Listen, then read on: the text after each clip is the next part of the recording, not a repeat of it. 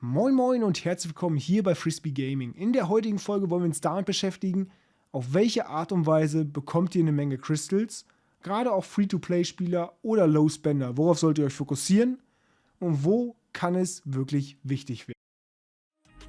I don't wanna keep on living this life so faceless.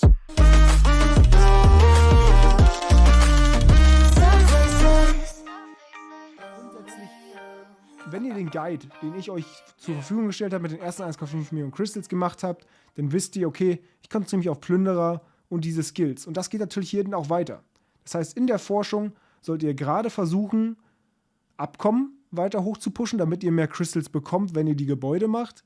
Natürlich auch Plünderer wieder weitermachen, dass ihr da wirklich vorankommt. Das sollten eure Primärziele sein. Kultureller Austausch ist auch noch ganz interessant, damit ihr die schneller levelt. Weil umso weiter ihr kommt mit den Bastionen, umso mehr Baugeschwindigkeit habt ihr in eurem Gebäude. Ein Riesenpunkt, wie man Crystals bekommt, ist einfach die Kristallmine. Bevor ihr sagt, okay, ich stecke alles wirklich ins Forschen und so weiter und so fort, macht zuerst die Mine auf Max. Das sollte euer Ziel sein, auch wenn das lange dauert. Es lohnt sich. Wenn man einfach schaut, pro Tag in diesem KVK mache ich einfach 400.000 Crystals überschlagen. Wenn ich jetzt noch 40 Tage habe und das einfach mal hochrechne, dann kriege ich 16 Millionen Crystals allein nur hier raus. Das ist eine Menge dafür, dass ich nur ein paar Ressourcen reinstecken muss. Und meine Arbeitsgeschwindigkeit hier drin, meine Produktionsgeschwindigkeit, ist noch nicht so hoch. Die geht noch deutlich höher. Das heißt, die Mine ist mit eins der einfachsten Instrumente, um eine Menge Crystals zu machen. Das zweite Instrument, was mega wichtig ist, sind einfach die Bastionen und die Quests.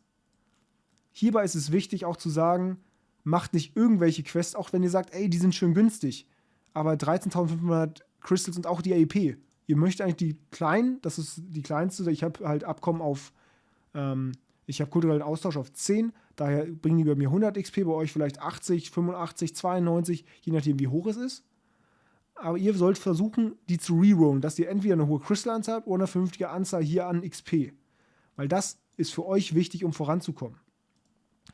Speziell sollt ihr darauf schauen, auch bei Quests wie hier.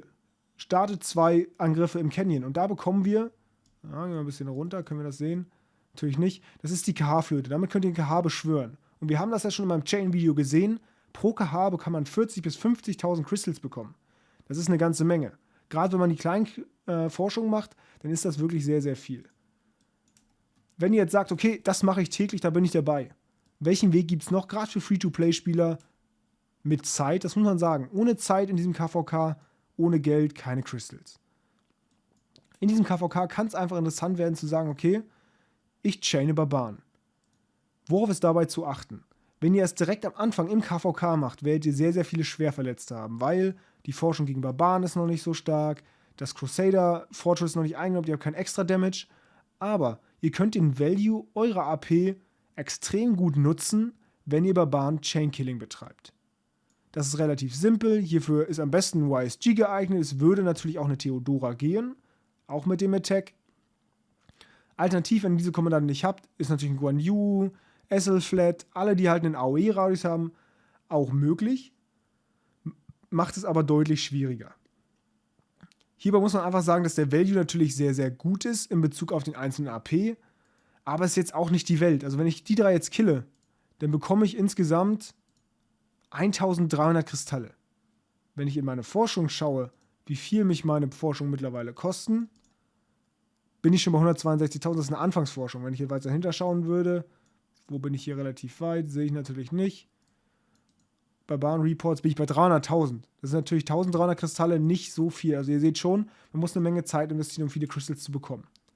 Aber wenn ihr das tagtäglich macht und gerade im Forschungsfokus hier auf die Bastionen und auf die KHs, dann könnt ihr eine Menge auch gut machen. Fokussiert euch am Anfang, gerade als Low-Spender und Free-to-Play-Spieler, bitte nicht auf die Kampfforschung.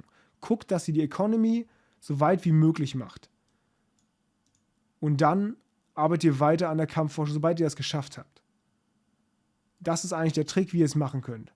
Man muss dazu sagen, als Free-to-Play oder auch Mega-Low-Spender wird es sehr, sehr schwierig sein, diese Forschung zu maxen. Aber ihr könnt trotzdem eine Menge von den Credits mitbekommen und im nächsten KVK vielleicht einfach eine schöne Belohnung kriegen. Das sollte euer Ziel sein. So viele von den Credits bekommen, kauft hier nicht die Goldköpfe oder ähnliches. Was genau hier wirklich interessant ist, werden wir uns im anderen Video nochmal anschauen und sagen, okay, worauf sollte man sparen, was kann Ziele sein und was lohnt sich wirklich. So, werte Freunde, das war mein kleiner Report hier. Worauf sollte man achten, wenn man versucht, Crystals zu farmen? Solltet ihr noch Fragen oder Anmerkungen generell zu diesem Thema haben, schreibt das gerne in die Kommentare. Vielen Dank fürs Zuschauen und bis zum nächsten Mal.